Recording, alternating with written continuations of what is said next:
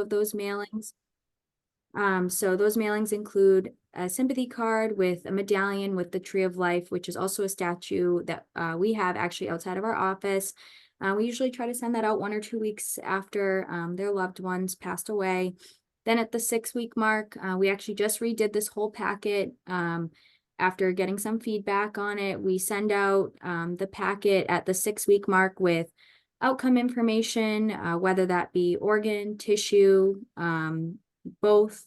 And what we'll do is we'll share. So for example, say a 65-year-old male received a heart, we would say that a male in his 60s received your loved one's heart.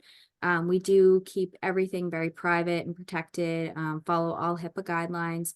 And then if their loved one was a tissue donor, what we would do is we would say, we were able to recover your loved one's bone tissue, and I would give them a couple potential uses of bone tissue because that isn't as immediate, so we don't have recipient information right away.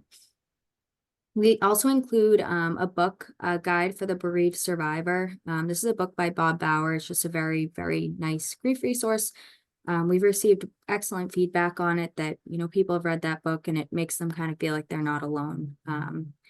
At that 6-week mark, we also include information on tissue donation and the timeline, and then writing to recipients guidelines. So their guidelines are pretty much the opposite of what the guidelines look like for a organ recipient. So what we say to them, same thing, if you want to write, you're welcome to write at any time.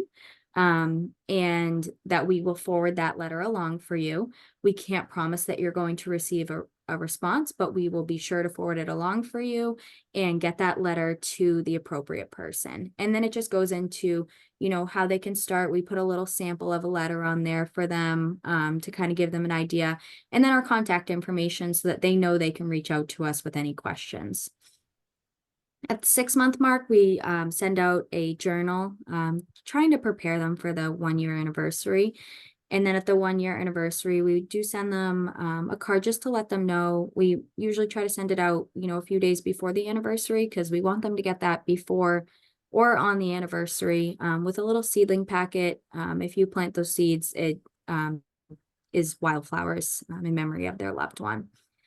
So this is just our first year of mailings, but we are available to families until forever. So if anybody wants an update on their loved ones' recipients, whether that be organ, tissue, we do donor family events. We have our Blue and Green Walk, which is the most wonderful. I can't say it enough. Every walk is, it's always a reminder of why you do what you do. And it's seeing the recipients together, the families together, the teams that come together. It's really incredible. And this year, we're actually also adding in a golf tournament in June. And that's, again, to raise awareness on donation. And then we also, like I said, with those donor family events, we'll be involved in the Rose Bowl parade and so on. So one of the biggest parts of making communication possible and getting updates for donor families is to be the best transplant center liaisons that we can be. So each of us are assigned different transplant centers, and basically what we do is we keep in touch with those centers to be sure that if they have any questions about correspondence, if any of the recipients have questions about correspondence, or if they need any more of our packets, the blue envelopes with the cards and information about writing that I'm going to show you guys, that they have a pinpoint person to go to. Because the last thing we want is them to, be wondering, or a recipient to come to a coordinator or a social worker with a question and them not know who to ask.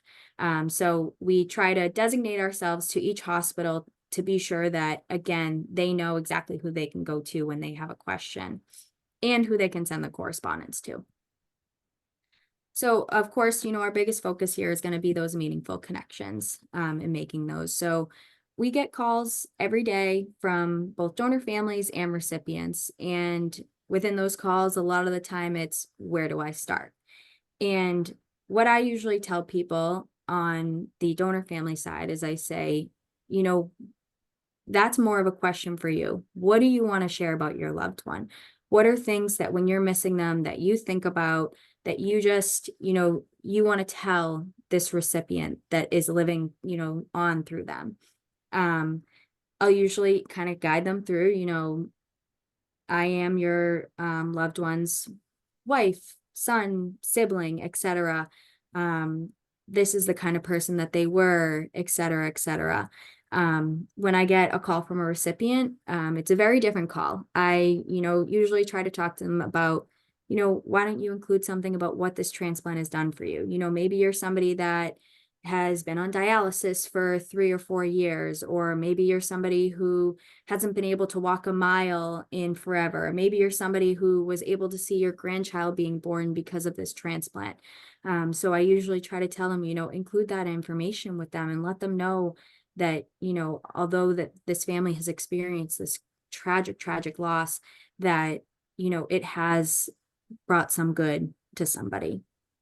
So we move a lot of correspondence. Last year, it was 1,450 pieces of correspondence that we moved between donor families and recipients.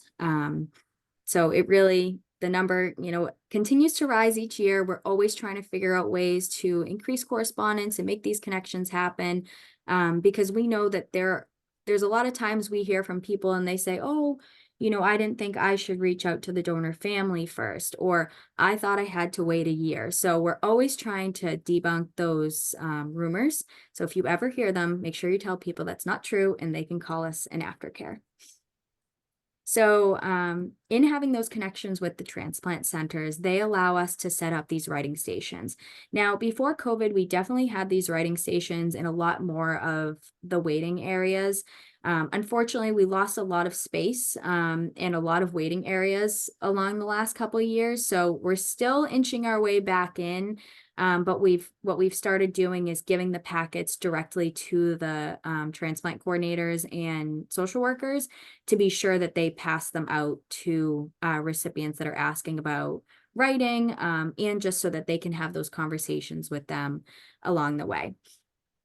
At the writing stations, and I'll show you guys in, I believe, the next slide, what we do is we include a card, a pen.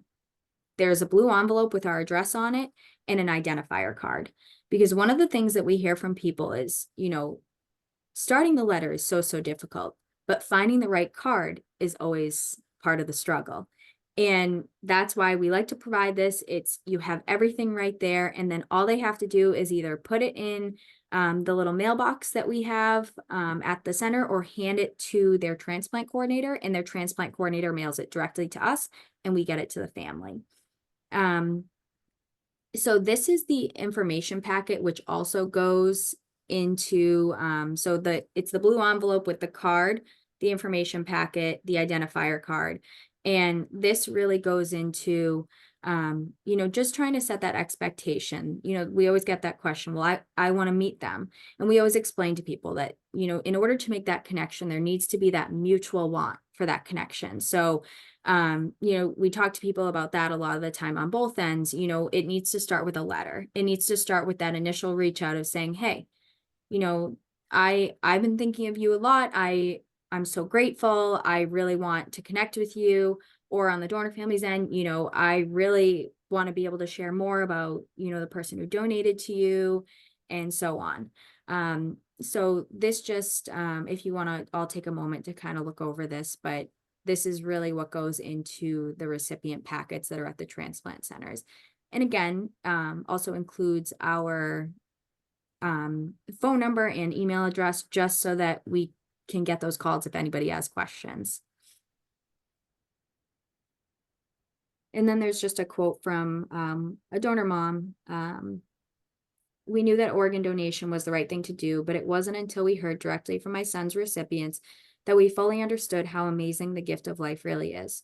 Hearing firsthand from the family of the child who received our son's gift was a turning point in my grief. So a lot of the time we do have people say, I don't want to bother them. We'll hear from a recipient, I've wanted to write, but I don't want to bother them. So we actually, when they're consenting to donation, our family service coordinators who are on site with them do explain to them the potential for connections. And they can actually opt out at that time and tell us, I'm just not going to ever be ready, or I don't feel right now that I'm ready to receive any correspondence. And we'll know right then. Sometimes, we send out the first mailing and they call us and they say, we really appreciate this, but we just can't handle this right now. So when we do get those calls from recipients and they say, do they not want to hear from me? I haven't heard back from them. We let them know that it's not that they don't want to hear from you. They just might not be ready to respond, or it might just be that, they appreciate hearing from you and they appreciate hearing thank you, but they might not be in a place, and they might not ever be in a place to, absolutely make that connection. And I think that's always a hard thing, to kind of grasp, because it's not always that, you know, somebody writes and somebody writes back and there's this connection and they're able to meet. But what it is it's still that connection, and it's still, maybe hearing a little bit about your donor and that family hearing you say thank you, for that gift, and giving them a little bit of closure. So this is the packet that I've been talking about. So if that last pamphlet in the last slide was folded up, that's what it looks like, the writing to the family of your donor. There's the identifier card, and then the care card. We had some of these connecting with the family of my donor hung up along the walls of the transplant centers too, when we couldn't have the writing stations up, just because we felt, we still want these connections happening. We still want people to know that they can write. So this was kind of our way around it. And some of them have still stayed up, post-COVID, because we know that, a lot of people like to just be able to take a picture of something to get their information. And what this does is it actually provides the information on our website, which is also in that pamphlet. So one of the really, really great things that we have is our Care and Connections NEDS.org site. So we have received feedback that, sometimes, you start writing your letter and you feel like, oh, maybe I want to phrase that differently. You start crossing things out, and maybe it's not enough space, and you don't want to put an additional piece of paper in the card, and, you just want to be able to type this up. So what we did was we created our website, which has grief support and places for people to memorialize their loved ones, but it also has a connection tab. So a donor, family, or recipient can actually come on here and send a virtual care card. And what it would do is it would send it directly to our inbox that is checked Monday through Friday. And what they would then do is print that out and send that over to the family or to the recipient. So once you selected, say, send a care card to a donor family, it would bring you to a page where you would fill out all of your information, the organ you received, when you received your transplant, as well as putting what you want to write in your letter. And then we have 3 options for really nice backgrounds that you can pick. And then your letter is portrayed on that background. So again, with everything becoming digital nowadays, we know some people still like to take pen to paper, but we wanted to give, this option to people too. And it's definitely been great, and kind of eliminated the USPS middleman, because we know how that can be. Any questions?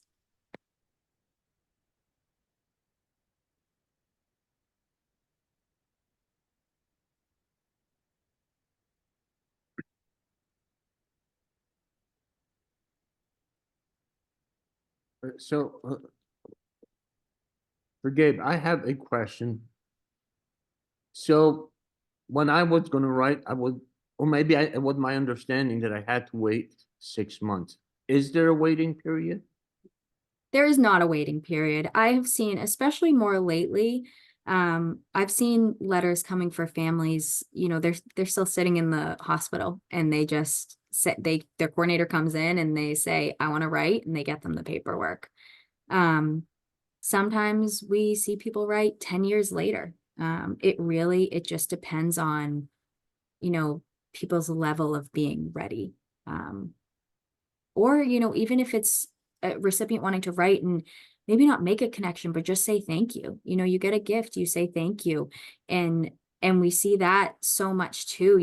It's not always the the intention isn't always making the connection. Like sometimes the intention is literally just to say, thank you so much because of this life-changing gift. I can do, XYZ.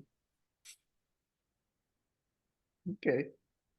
And the donors can also initiate a letter, right? Absolutely. Yep. And that's why I always tell people, I actually just talked to somebody the other day that, they heard from their family and they were saying, I've wanted to write for so long, but I've been waiting for them to write to me. And I said, what, why is that? Did you feel like you were going to bother them? And they were like, oh no, we thought we had to wait to hear from them. So I'm always trying to, again, debunk those things and talk to our transplant centers. And I think that, as much as we can have these conversations, sometimes even if you go on Google, how long should I wait to write to my donor family? It says a year. At one point it said a year it was like the first website that came up. And I said, oh my goodness, I'm like, that has to go. Because that's not the case. And one other thing that I missed in the presentation that I'm thinking of now is that sometimes, especially now with how allocation and placement of organs has changed, is organs are not always being transplanted within New England. And same thing with sometimes organs are coming from outside of New England. So what we will run into sometimes is with New England Donor Services, if a donor family is within our region, they're a family that we support, and say there is a recipient at Tufts, and the family writes their letter and they include their contact information, we're sending that and you guys are getting the contact information, and vice versa. If it's a Tufts recipient writing to a donor family that's within our region and the Tufts recipient includes their contact information, that information is going to the family. It's not being redacted. Now, some outside organ procurement organizations have not necessarily caught up with that. They still require forms to be filled out.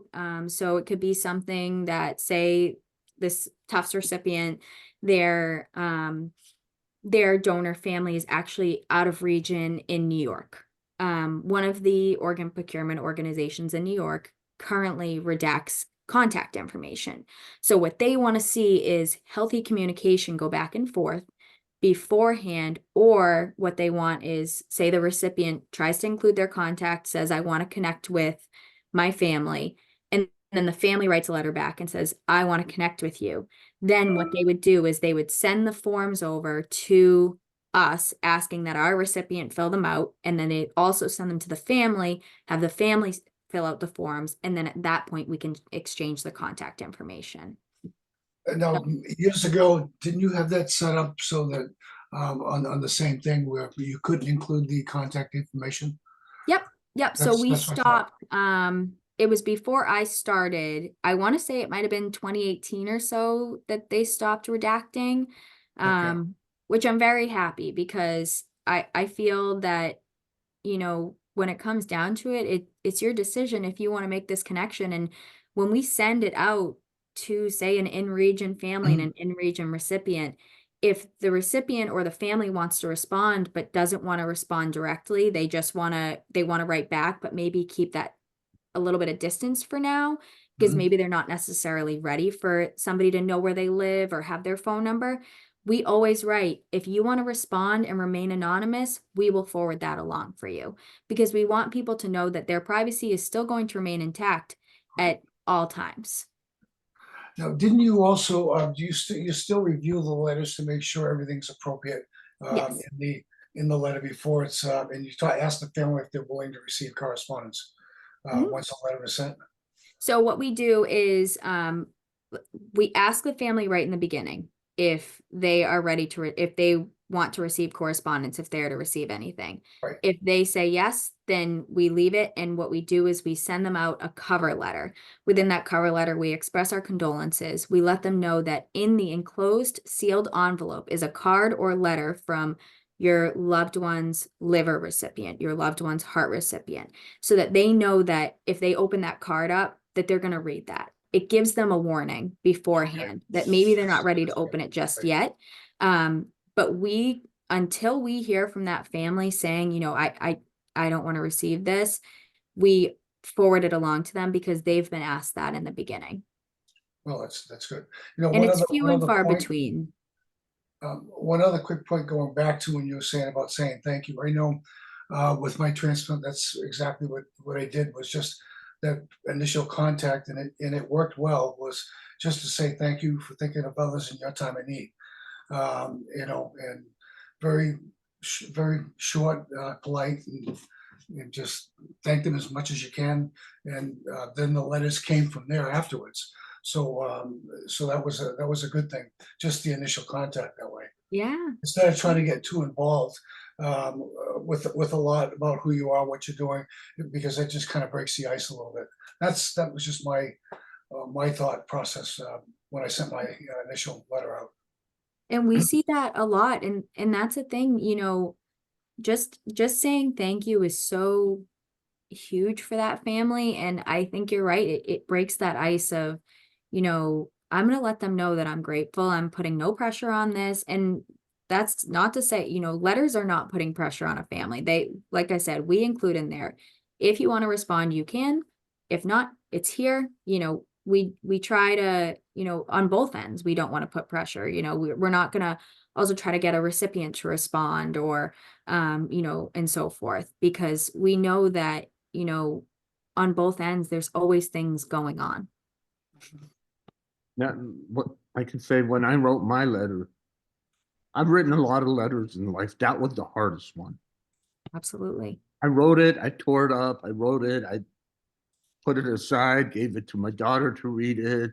She gave me edits. It was a difficult process to send it out, because you have, at least the way it was then back in 2016, it was a very blind hole. You had no idea Mhm. who the person is, gender, age, anything. And so you're sort of writing to this person, or the family of this person that you know nothing about. And for me, the biggest challenge was I didn't want to add to their grief and sorrow. Absolutely. And that's truly, that is, you know, one of the things that we always hear. I feel like all my other aftercare team can vouch for this of, you know, I don't want to bother them. I don't want to make it harder on them. And like I said, that's why we structure it the way that we do, that we give them a warning before they go and open that card. Because we've had people say, you know, I got your letter back in October. I'm just opening it now and it's May. You know, I just wasn't in a place then, but I'm in a place now that I'm ready. And I'm so happy that I heard from them. And it feels so good to know they're doing well. Um, and sometimes we have families call that just, you know, I just want to know how the recipients are doing. And they ask us for updates. And that's really where, again, those relationships that we have with the transplant centers come in, because what I will say is when we reach out to one of our centers for an update, you know, they're always letting us know, hey, they're doing well. They're, you know, they're at home with their dog, they're happy. And, you know, this is what was possible because of, you know, the transplant. So, um, yeah, I think across the board, you know, that's always the worry. But like I said, they're asked in the beginning if, you know, correspondence is something they'd be interested in. They have the ability to opt out at that point. So there's that hard stop. And sometimes, and what we do is we keep the originals. We have them logged in. We have a big credenza of letters and old charts that we keep the originals available so that if and when the family is to call in and say, I wasn't ready back in, you know, 2016, but I'm ready now. We have those originals for them. Wow. Pretty amazing. It is. It's such an involved process, the whole thing. It's No question from the audience?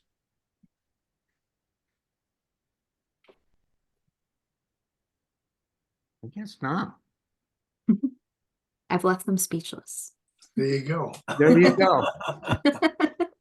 There you go.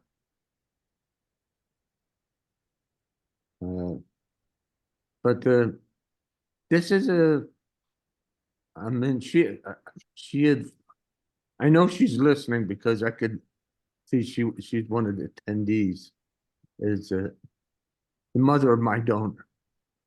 And I've spoken with her about it a lot, and hopefully she's okay with me sharing, but she really wanted to know what was happening with the uh, recipients. And she said, as we all went into the various surgeries for the transplants, they were being updated.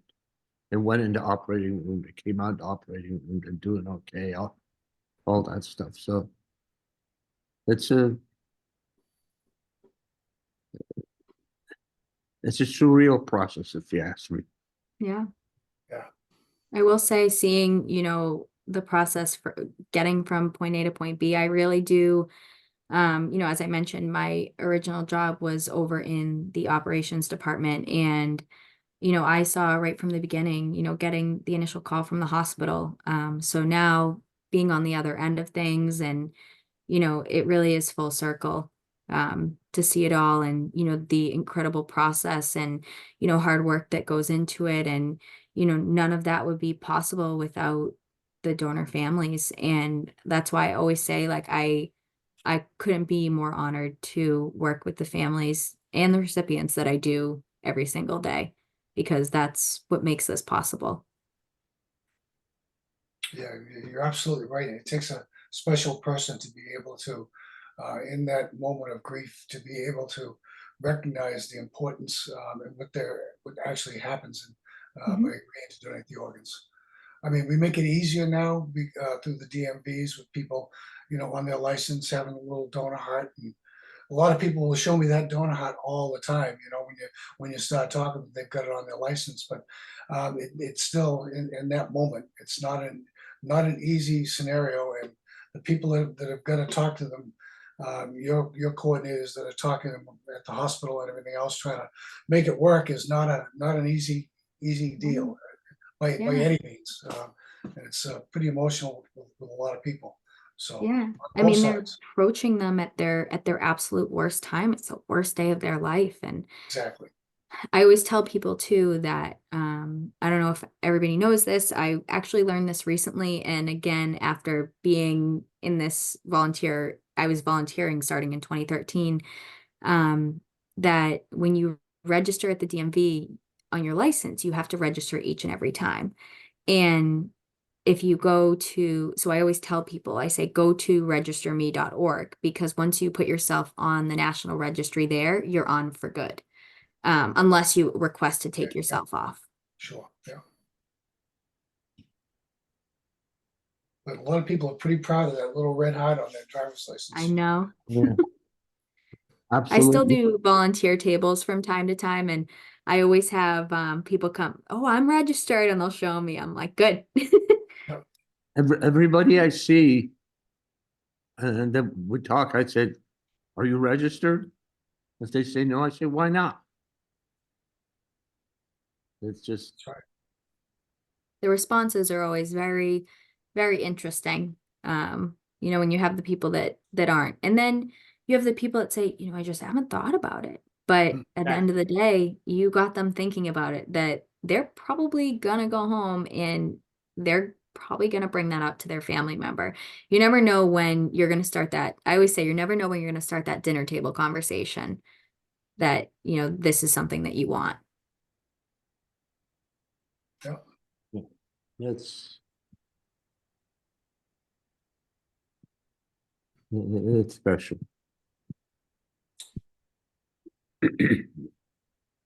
Boy, this is a quiet audience. Usually we get a lot of questions.